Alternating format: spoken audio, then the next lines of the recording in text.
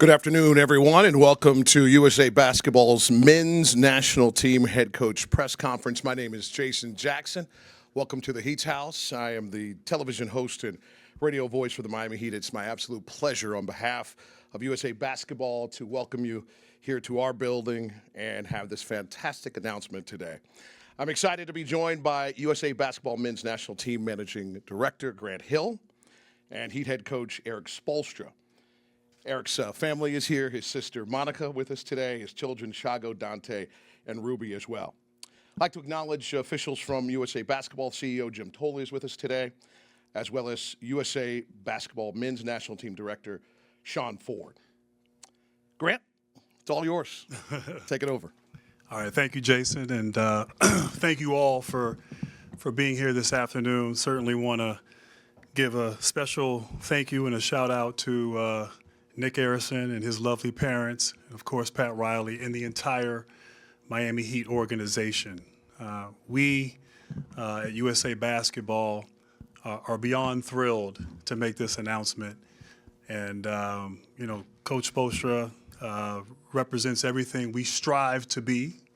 And so we're just grateful, thankful, ecstatic to name Erik Spoelstra as the next U.S. men's national team coach.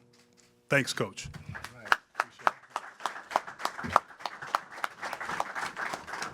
Well, when we went out to dinner, Grant and Sean Ford and I, just right across the street, Grant started the conversation off by saying, hey, we would like to name you.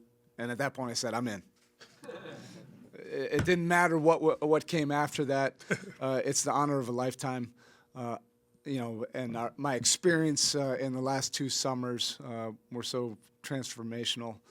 I understand the expectations and the responsibility of this position, but I'm thrilled to be the head coach. And you don't get to this point, obviously, without a lot of other amazing people. And, I do want to point to Nick Harrison. He's here somewhere. His dad, Mickey, they've created this culture. My father has been such a big impact in my life as a basketball person, but the greatest basketball mentor in my life has been Coach Riley. And I would never be in this position without the success that we've had here at the Miami Heat. We've had so many really good teams. We've been able to get to the mountaintop. And we are regarded as a winning organization, and that's because of the leadership from Mickey Harrison and Pat, and we become beneficiaries of that.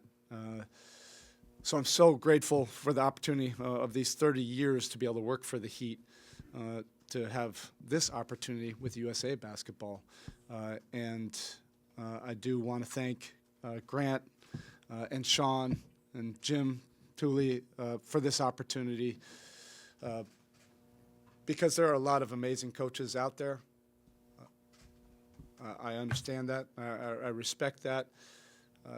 There's a culture with USA Basketball, and I know there will be thoughts about the culture of the Miami Heat, which we feel strongly about, but the culture of USA Basketball is one of a great history.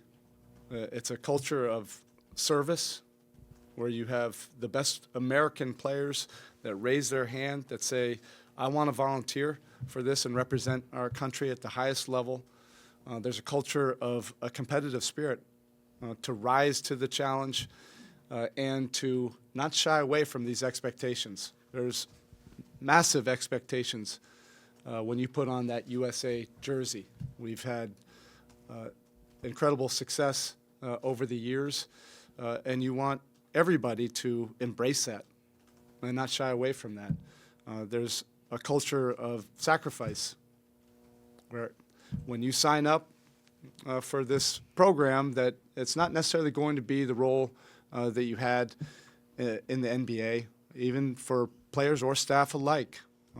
I think it's really important for staff members to come in like myself as an assistant coach or select team coach before that. That's part of the culture of USAB.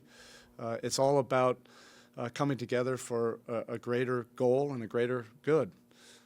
And then one of the pillars of USAB was really important for me in this decision. And I talked at length with Sean and Grant about it, and Steve Kerr, when I was asked to be an assistant coach for this last tour, the World Cup and the Olympics. But the pillar of being a culture of a family atmosphere. One resonated with me because of our culture here with the Heat, but also because I have 3 young kids that I wanted to make sure that it was feasible. It's a 6-week commitment, for 2 summers. But the culture of family with USAB is simply remarkable. The experience that we had as a family at the Olympics will be memories that we'll have for the rest of our lives. So I couldn't be more thrilled about this opportunity, and I'm really looking forward to the challenge. Before we move forward, I think it's important that we invite some special guests in the room. Ladies and gentlemen, the 2025-26 Miami Heat. Yes, Paul!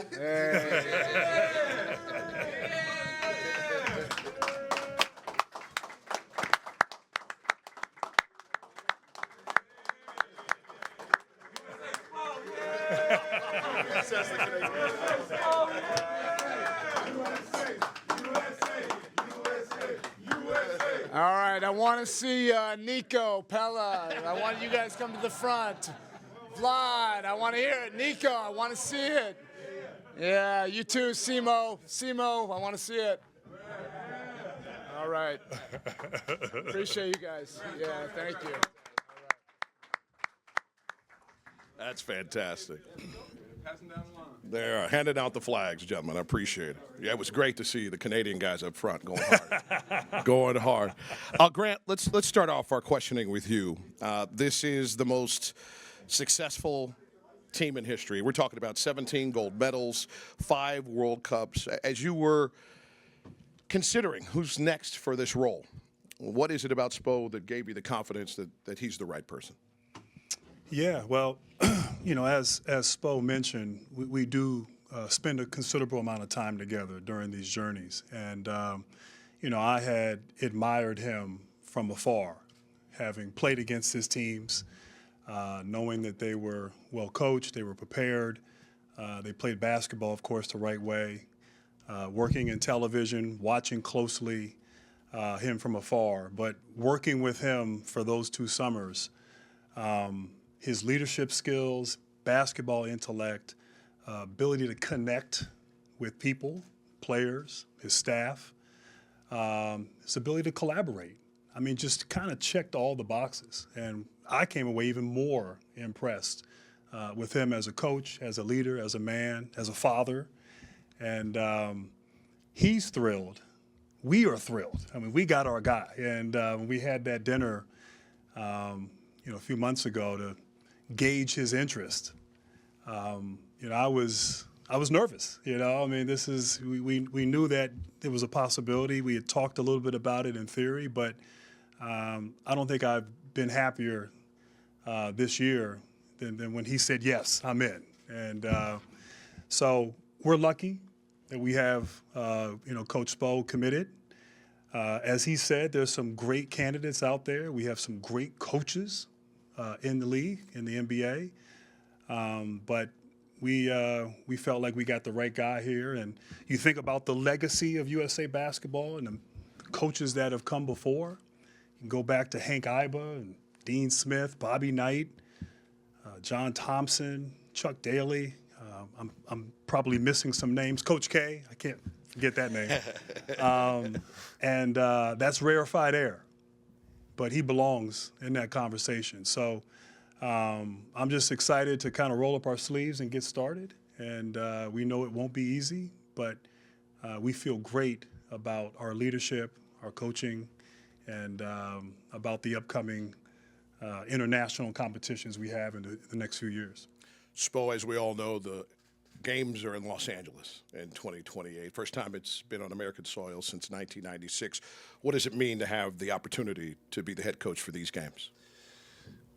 Well, there's a great history, obviously, with USAB. And you have to understand the history of the program and how the program has had success over the years.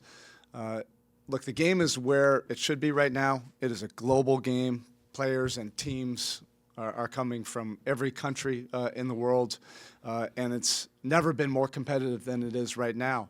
And that's where it should be. This is a beautiful game. The competition is what it's all about. And now, the competition for the 28 Olympics are on our home soil, and that absolutely has to excite you. We don't have to talk about yet, who the players will be. I mean, there's time, for that, but there is a call to action. Yeah. This is a time for the very best American players to raise their hand and want to play on this team because of what you've seen in the recent competitions. And part of that culture that I mentioned a few minutes ago, that's real. You have to want this. You have to embrace it. You have to absolutely feel alive by the challenge of all of it, and that's the beauty of it. And then I just also would like to make a personal note about that. Coach Riley's always taught me to think symbolically, right? Mm-hmm. And I do just want to make a nod to Coach. The games are in L.A., and that's where he had so much success over the years, and he's mentored me in so many ways that, I just think there is some synchronicity, to it, and I do want to honor him and honor USAB and honor all the Americans out there, and eventually have that team that everybody has so much pride in. Grant, we can focus so much on the Olympics, but there's work to be done before that. In 27, the FIBA World Cup. The USA looks to improve on that fourth-place finish from 2023. And as Coach just noted, the international federations all over the world, they're all getting better every single year. So what will Spo and those players need to have the success that USAB has expectation-wise for FIBA World Cup? Yeah, no, I'm glad you brought that up. Certainly, we all are excited about hosting the Olympics in 28, but the World Cup comes first. And unlike the Olympics, which you have 12 countries represented there and playing for, a chance to win a gold medal, the World Cup, there are 32 countries. And it's a little bit of a longer stretch. You play more games. And it's hard. It's hard, and we have not fared well, as you said. We haven't medaled since 2014. So, we have an opportunity to improve upon that. Spo and I were together in Manila in 23 and went through that, the highs and the lows of that experience. I know I'll do better in terms of, putting together the best roster we possibly can. I've learned a great deal since that experience. But it won't be easy, but we're in it to win, and we understand the rest of the world has grown. The game is expanded as it should, and as I say, it's great for the NBA. It makes it tough for us, but we're not afraid of tough, and we welcome that challenge. But it's not easy. It's not easy at all, and that's the first order of business, and we strive to do better than what we've done in recent years, and that's the goal, and we'll get after it and do the best job we can. Going to open the floor to questions. Please raise your hand and wait for the microphone. Before asking your question, please state your name and affiliation, please. Joe Varden with The Athletic. I'm glad you guys were talking about the World Cup, because that's what was on my mind. Can you do better while still sending the younger players? I guess that's the easiest way to say this. The deeper way would be, do you plan on sending the same type of roster that you've sent to the previous two World Cups? And then for you, Spo, what do you think your role is in recruiting the next set of World Cup players? Well, I'll start off. Look, we have some time, and one of the great things is to see who emerges. You know, you have 2 years before the World Cup, and it seems like every season there are players who take a step in their development and become better players, all-star players, players whose games translate in international play and FIBA competition. So, we'll continue to monitor that. And, I will say this about the World Cup. Last year's team, the team in Paris, the Olympic gold medal team, 7 guys on that team had participated in the World Cup. Going back to, LeBron and Stephen Curry, all the way to, in recent years, Tyrese Halliburton and Anthony Edwards. And so it's great to get these players in the pipeline and get introduced to FIBA play on the men's national team. And so, I'm excited. But the great thing is, yes, the world is getting better, but we are too. We still have some great players in this country, great young players. And, it's on me and to get out and recruit and, sort of share with guys the importance of doing this. There's been historically a bump with some players who go through that World Cup experience and then come back to the NBA and their games go to another level. And we saw it in 23, and I'm sure we'll see it again in 27. Yeah, since we have time, like Grant just mentioned, I think I can speak to more of my experience as an assistant in the World Cup. It was invaluable. It's the same round ball. It's 4 lines, but the FIBA game is different. It's not the NBA. And the tournament is set up different. So all of these things have been a great case study for USAB to study over the years. And we feel our experience in these tournaments, help us to learn and be better. But it's officiated differently. The three-point line is different. There's no illegal defense. It's a one single game elimination where a lot of the players have not been in a situation like that since the NCAA tournament, if they played in something like that. There are a lot of differences. Although it is the same game, the approach to it, is different because it's also a sprint. It's not a marathon of an 82-game season or even a 2-month playoff season. So we have time to study that, study what happened in the last few World Cups, and you can be assured that we'll get to work on that in due time. More? Okay. I guess rather than keep going with roster questions for something 2 years from now, this is the 3rd coach for the U.S. team that we've had over the last 3 cycles. Pop, Steve, and now you. And Pop and Steve, obviously, they both felt that this was a one-cycle position. And I'm not asking if you're going to leave after the 28 Olympics, but why, in general, do you think that it's kind of gone this way, that you have a coach that does one World Cup, one Olympics, and then moves on for the next guy? That's a good question. I can't speak for Greg Popovich. I wasn't aware of sort of what went into his decision. That was before my time. But I do know that, I guess about 4 years ago when I spoke with Steve, he only wanted to do one cycle, and so that was fine. And but we haven't discussed that at all. And we're not there yet, but we're focused on the World Cup. That's the first order of business, and we'll deal with that down the road.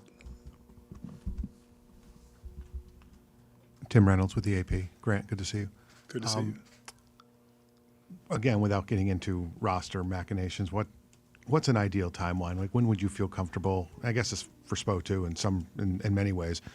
When would you feel comfortable knowing what the staff will look like, starting to the process of feeling out guys about their interests? Is there plans to do anything next summer? Like, how do you sort of see the next 24 months loosely, as far as a timeline for when you're going to feel comfortable knowing who's on what line of the roster sheet?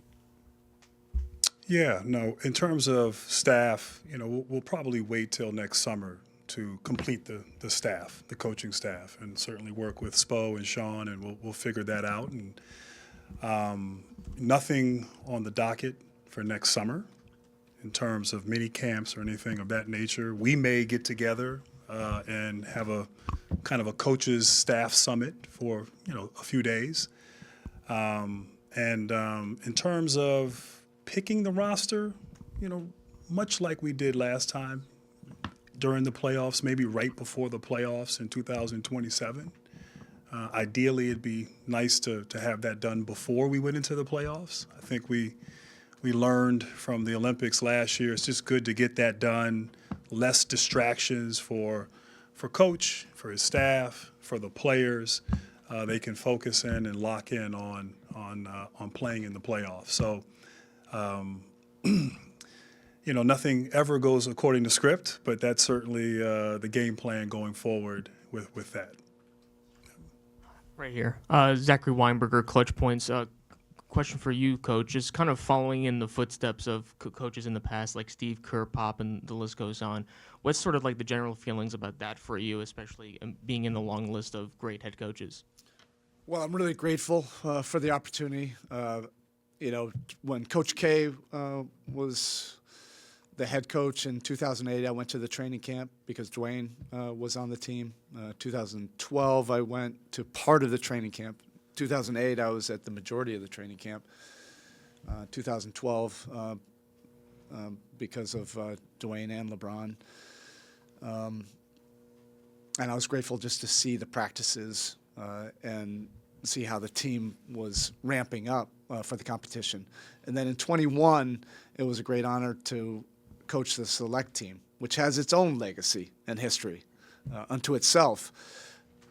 But to see Coach Pop coach during that time, it was a harrowing time still. The COVID was still around. Players were coming in and out. You didn't really have a set roster for training camp. So the meetings for that camp, I was really grateful to Pop and Jerry Colangelo for allowing me to stick around after we played our games, just to see all the decisions that were made being behind the scenes. And then the last 2 summers, I just cannot describe how invaluable that was. And I'm grateful to Steve for that opportunity to be an assistant coach and then to be able to work with Ty Lue and Mark Few. We had a lot of fun. We learned a lot.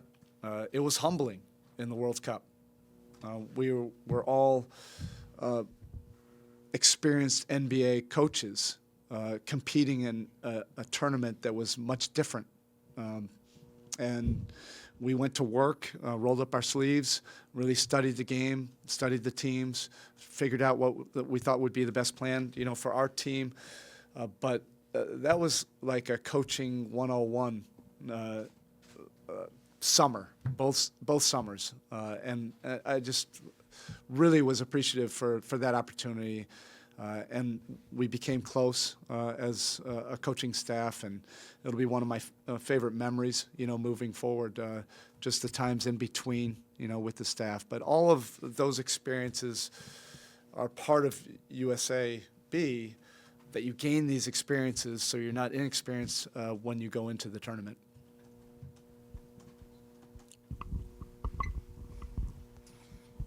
Hey, Coach. Mike Cuneo, CBS Miami. Congrats on the job. I'm just curious where along the way in that journey you were just talking about that you thought, or if it was ever even a goal of yours, to be the USA basketball coach. It's a 30 NBA job, Never. but there's one of these. No, never. I never thought about it. You watch the Olympics, you see the USAB national team, you look at it in awe, the teams that Grant played on, or the Dream Team, or the select team that Grant played on. I mean, there's a history to USAB, and it's fun to follow that as a fan. But in no way did I ever think, as a young coach, that this would be a goal.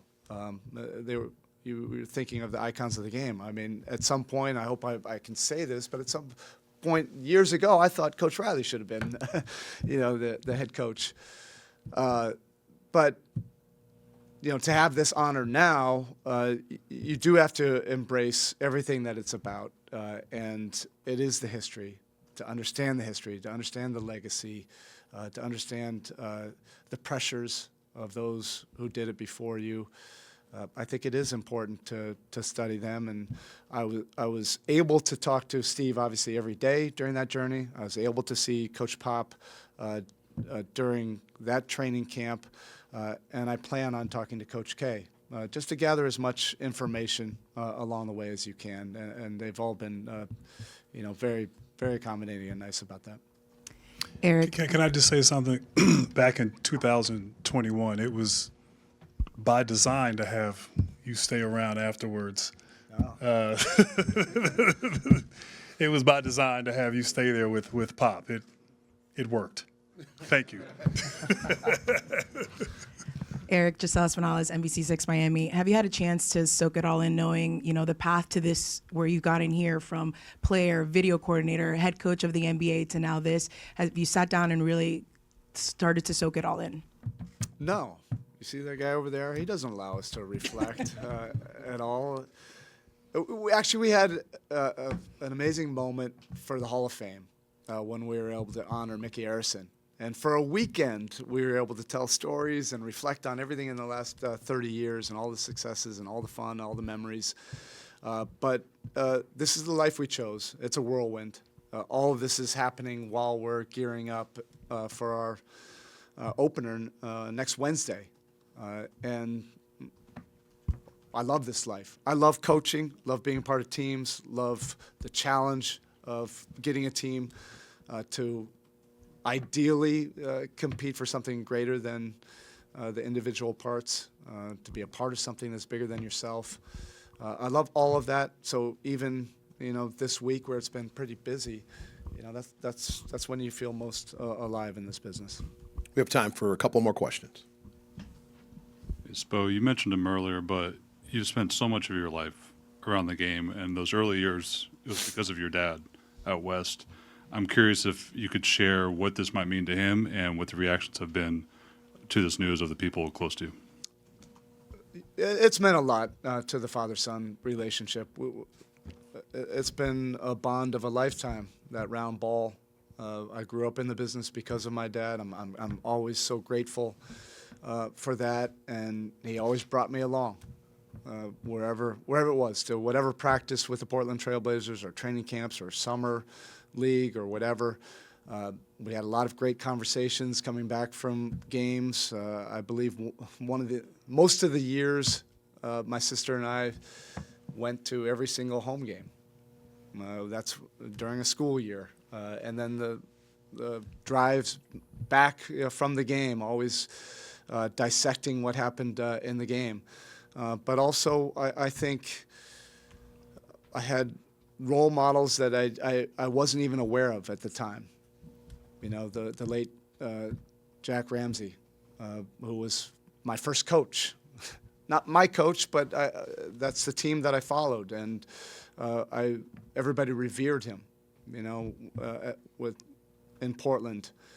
And he coached with grace and class and toughness that was so admired in the business. And then probably the coach that really sparked my interest to get into the business was Rick Adelman.